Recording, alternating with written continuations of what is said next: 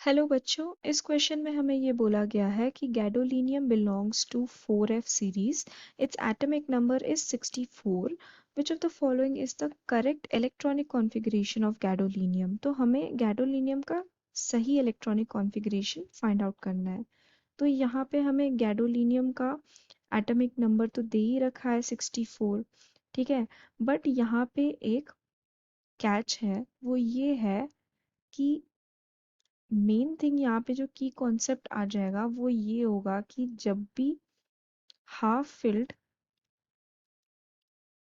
या फिर fully filled orbital होता है,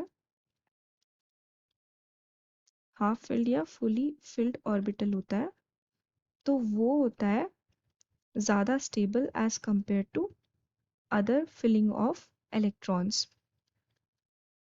तो that is the reason why अभी हम थोड़ी देर में देखेंगे इलेक्ट्रॉनिक कॉन्फ़िगरेशन ऑफ गैडोलीनियम. वो स्पेशल इलेक्ट्रॉनिक कॉन्फ़िगरेशन होगा.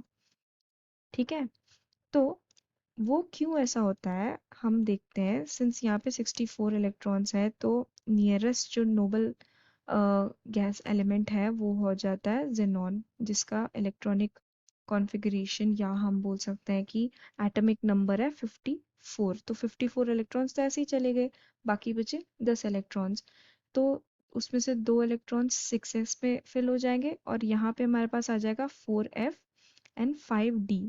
तो इंस्टेड ऑफ हम 4f में या इंस्टेड ऑफ d को फुली फिल करने के d में सिर्फ एक इलेक्ट्रॉन्स आएगा और यहाँ f में 7 इलेक्ट्रॉन्स आ जाएंगे. तो ये चीज़ क्यों हुई, बिकॉज मैंने यहाँ पे बोला था कि हाफ फिल्ड या फुली फिल्ड ऑर्बिटल ज़्यादा स्टेबल होता है. तो यहाँ पे जो f है यानी कि f7 या f14, जहाँ पे f7 तो हो जाता है हाफ फिल्ड एंड f14 हो जाता है फुली फिल्ड, ये ज़्यादा स्टेबल होगा as compare to F8, F9 या 1 2 3 एनीथिंग.